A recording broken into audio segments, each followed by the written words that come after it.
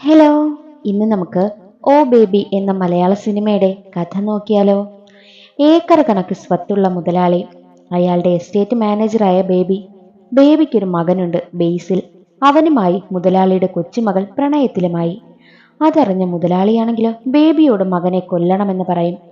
മുതലാളി പറഞ്ഞാൽ എന്തിനും ബേബി മടിക്കില്ല. പിന്നീട് ബേബി തന്റെ മകനെ കൊന്നു, അതോ മുതലാളിയിൽ നിന്ന് മകനെ രക്ഷിച്ചു എന്നറിയാൻ എങ്കിൽ നമുക്ക് വേഗം സിനിമയുടെ കഥയിലേക്ക് കടക്കാം. സിനിമയുടെ തുടക്കത്തിൽ തിരുവാച്ചോല കുടുംബത്തിലെ പാപ്പി വല്യപ്പച്ചന്റെ കൊച്ചുമകളുടെ മനസ്സമ്മതം നടക്കുകയാണ്. അവൾക്ക് വിവാഹത്തിന് താല്പര്യമേ ഇല്ല.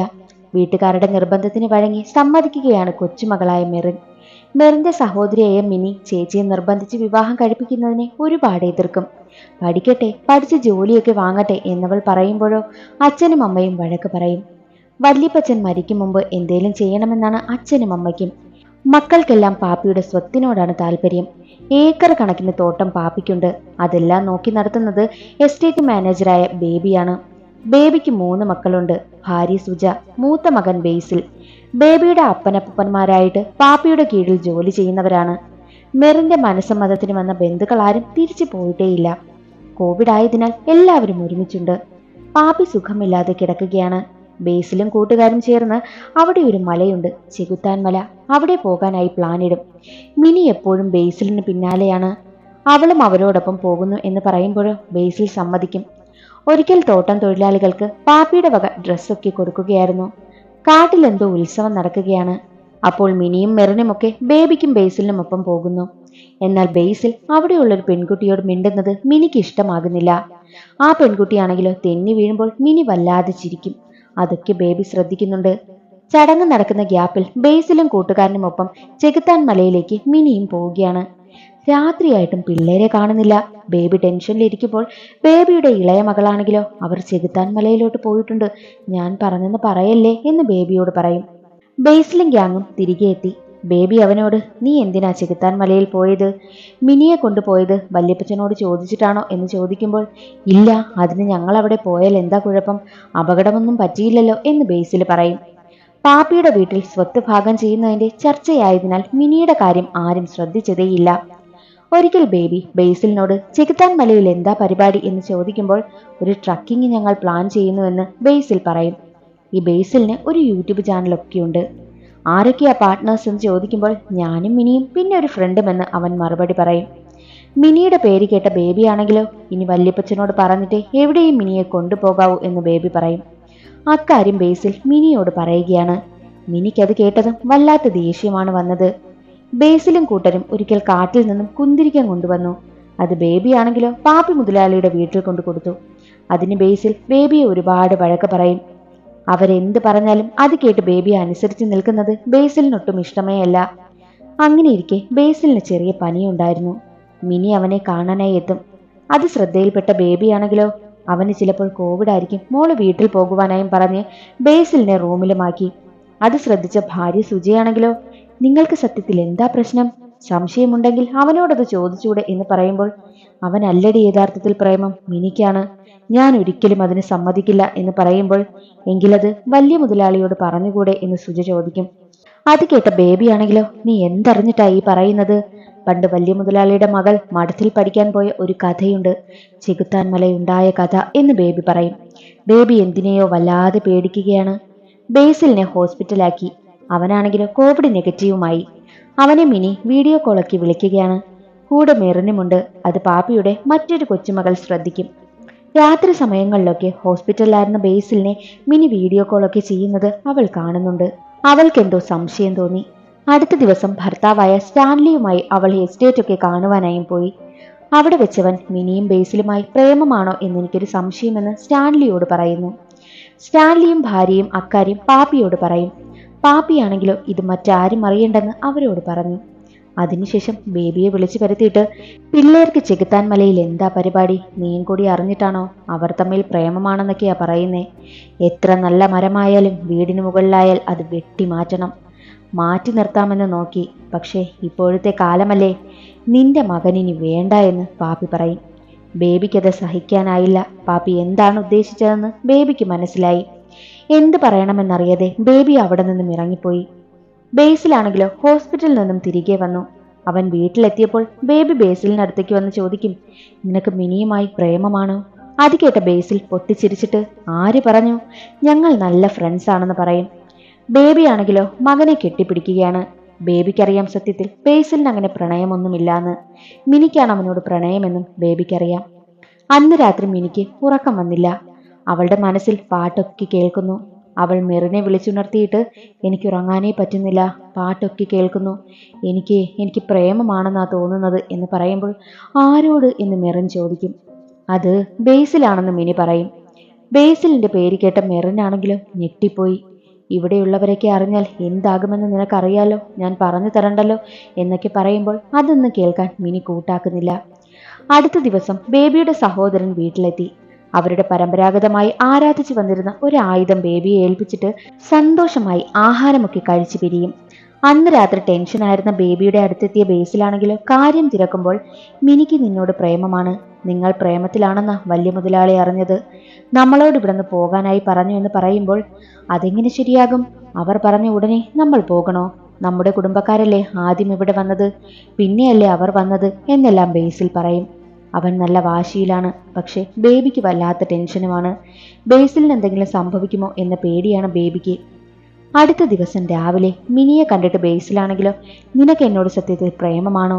വലിയ മുതലാളി ഇവിടെ നിന്ന് ഞങ്ങളോട് പോകാൻ പറഞ്ഞെന്ന് പറയുമ്പോൾ, മിനിയാണെങ്കിലോ തനിക്ക് പ്രണയമാണ് ബേസിലിനോട് എന്ന കാര്യം തുറന്നു പറയും. വല്യപ്പച്ചൻ അറിഞ്ഞ കാര്യം മിനി മെറിനോട് പറയും.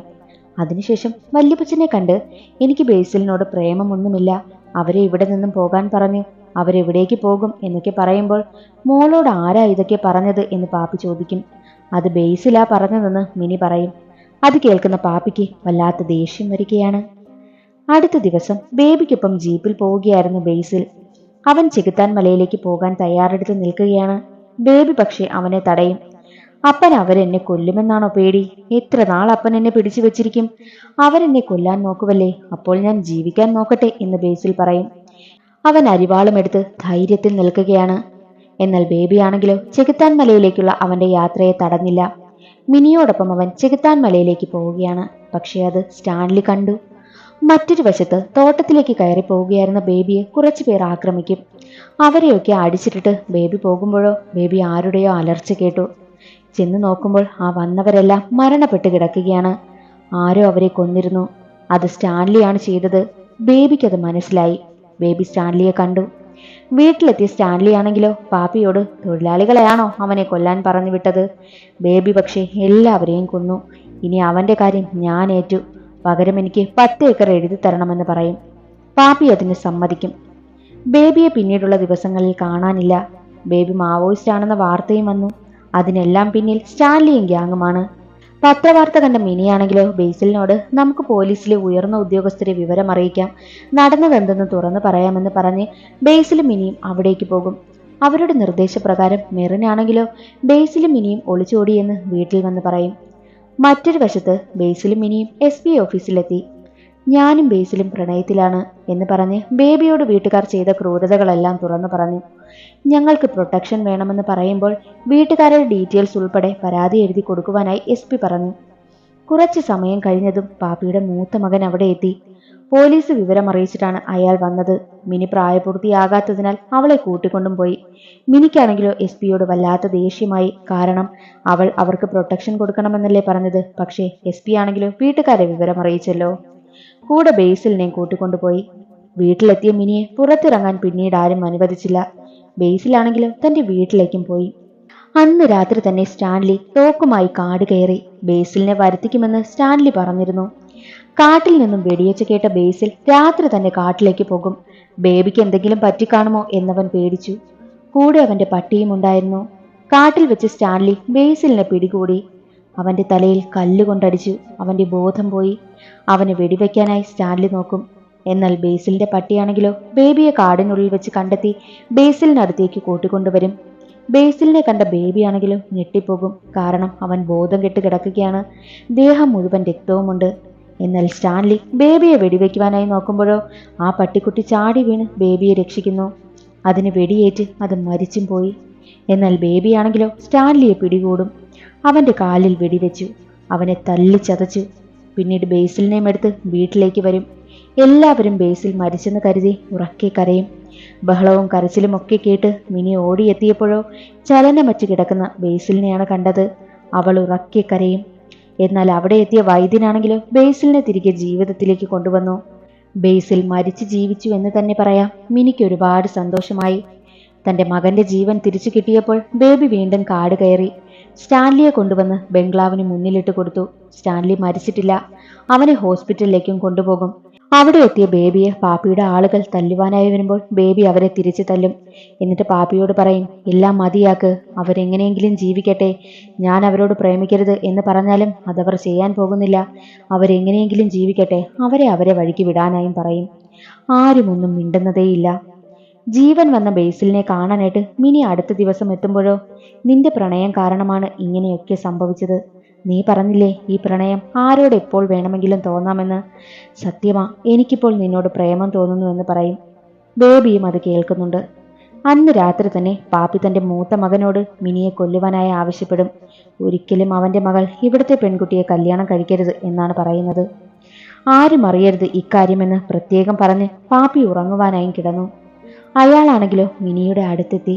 തലയിണ എടുക്കും അവളെ കൊല്ലാൻ. പക്ഷെ അയാൾക്കതിന് സാധിച്ചില്ല.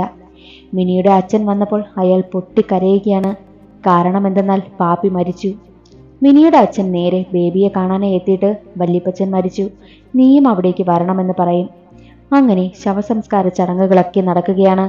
അപ്പോൾ മെറിൻ മുത്തശ്ശന്റെ ശവത്തിന് മുന്നിലെത്തിയിട്ട്, എനിക്ക് വിവാഹത്തിനൊന്നും താല്പര്യമില്ല, ഇതെന്റെ ജീവിതമാണ് എന്നവൾ പറയും. എല്ലാവരും അത് ശ്രദ്ധിക്കുന്നുണ്ടായിരുന്നു. അങ്ങനെ മുത്തശ്ശന്റെ ഡെഡ് ബോഡിയുമായി പള്ളിയിലേക്ക് യാത്രയായി. അതോടെ സിനിമ അവസാനിക്കുകയാണ്. എല്ലാവർക്കും വീഡിയോ ഇഷ്ടമായെന്ന് കരുതുന്നു. ഇഷ്ടമായാൽ ഒന്ന് ലൈക്ക് ചെയ്യാൻ മറക്കരുതേ. ചാനൽ ഇഷ്ടമായാൽ സബ്സ്ക്രൈബ് ചെയ്യാനും മറക്കരുതേ. അടുത്തൊരു സിനിമയുടെ കഥയിൽ കാണാം. അതുവരെ എല്ലാവർക്കും ബൈ.